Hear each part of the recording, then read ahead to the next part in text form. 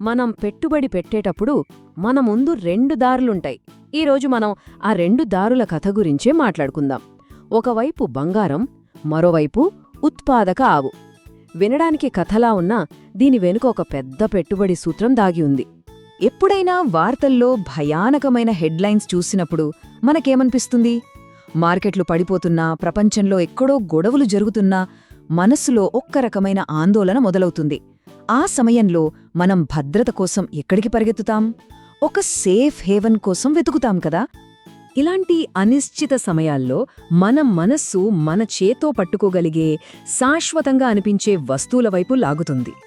వేల సంవత్సరాలుగా ఎన్నో కరెన్సీలు పడిపోయాయి, సామ్రాజ్యాలు కూలిపోయాయి, కాని బంగారం మాత్రం ఒక స్థిరమైన విలువగా నిలిచింది. అందుకే మన ఆలోచనలోకి ముందుగా ఆ మెరిసే లోహమే వస్తుంది. సరే, ఇప్పుడు ఒక్కసారి ఊహించుకోండి. ప్రపంచంలో ఉన్న బంగారం మొత్తం, అంటే ప్రతి నెక్లెస్, ప్రతి కాయిన్, సెంట్రల్ బ్యాంక్ ఖజానాలో ఉన్న ప్రతి బార్, ఇవన్నీ కరిగించి ఒకే ఒక్క పెద్ద క్యూబ్గా మారిస్తే అది ప్రతివైపు కేవలం 68 అడుగులు మాత్రమే ఉంటుంది. అంటే ఒక బేస్బాల్ ఫీల్డ్ మధ్యలో ఇమిడిపోతుందన్నమాట.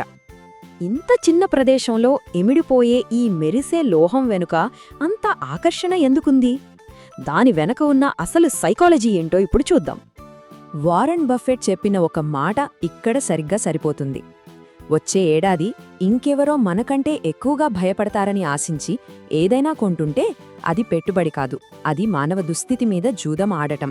అంటే చాలాసార్లు బంగారం విలువ భయం మీదే ఆధారపడి పెరుగుతుంది. 68 అలుగుల బంగారు క్యూబ్ దగ్గరికి వెళ్ళి మనం దాన్ని ముట్టుకోవచ్చు, కావాలంటే ప్రేమగా నిమరొచ్చు కూడా. కాని అది మనకు తిరిగి ఏమీ ఇవ్వదు. అది ఒక్క వస్తువును కూడా ఉత్పత్తి చెయ్యదు. అది ఎప్పటికీ అక్కడే ఉంటుంది, అంతే. సరే, ఇది మనల్ని ఒక చాలా ముఖ్యమైన పాయింట్కి తీసుకొస్తుంది. మనం కొనే ఆస్తుల్లో ప్రాథమికంగా 2 రకాలుంటాయి. ఒకటి ఉత్పాదకమైనవి, రెండోది ఉత్పాదకత లేనివి. ఇక్కడే అసలు తేడా మనకు కనిపిస్తుంది. ఒకవైపు బంగారం లాంటి ఉత్పాదకత లేని ఆస్తులు, అవి ఎప్పటికీ అలానే ఉంటాయి. వాటి విలువ, వాటిని కొనడానికి వేరే వాళ్లు ఎంత చెల్లించడానికి సిద్ధంగా ఉన్నారనే దానిపైనే ఆధారపడి ఉంటుంది. మరోవైపు ఒక ఆవు లాంటి ఉత్పాదక ఆస్తులు, అవి ప్రతి ఏటా ఏదో ఒకటి సృష్టిస్తూనే ఉంటాయి. పాలు ఇస్తాయి, దూడల్ని కంటాయి. వాటి విలువ, అవి ఏమి ఉత్పత్తి చేస్తాయనే దానిపై ఆధారపడి ఉంటుంది. అంతేకాదు, వాటి నుంచి వచ్చిన లాభాలతో మరింత వృద్ధి చెందుతాయి. సో ఉత్పాదకత లేని ఆస్తుల్ని కొనడమంటే మనం భయం మీద పందెం కడుతున్నట్టే. ఇది నిజానికి పెట్టుబడి కంటే జూదానికే చాలా దగ్గరగా ఉంటుంది. దీన్నే ఫినాన్స్లో గ్రేటర్ ఫూల్ థియరీ అంటారు. వినడానికి కొంచెం విచిత్రంగా ఉన్నా దీని వెనుక ఉన్న లాజిక్ చాలా సింపుల్. ఎక్కువ విలువ ఉన్న ఆస్తిని కొని లాభం సంపాదించొచ్చు, ఎందుకంటే భవిష్యత్తులో మనకంటే గొప్ప మూర్ఖుడొకరొచ్చి ఇంకా ఎక్కువ ధరకు కొంటాడని ఆశించడం. బంగారం కొన్నప్పుడు మనం ఆశిస్తున్నది కూడా అదే. ఇక్కడే చార్లీ మంగర్ చెప్పిన ఒక మాట గుర్తు చేసుకోవాలి. ప్రపంచం అంతమైపోతుందని పందెం కాయడం ధనవంతులవ్వడానికి చాలా చెత్త మార్గం. ఎందుకంటే నిజంగా ప్రపంచం అంతమైపోతే మీ బంగారం మిమ్మల్ని ఏమాత్రం కాపాడదు. ఎంత నిజం కదా? సరే, ఇప్పటిదాకా ఒక నాణెంకి ఒకవైపే చూశాం. ఇప్పుడు రెండో వైపు చూద్దాం. అదే ఉత్పాదక ఆవు సూత్రం, అంటే విలువను సృష్టించే ఆస్తుల పవర్ గురించి తెలుసుకుందాం. ఇప్పుడు మన ముందు ఒక చాయిస్ పెడదాం. 2 ఆప్షన్స్ ఉన్నాయి. ఏది తీసుకుంటారు? బాగా ఆలోచించి చెప్పండి.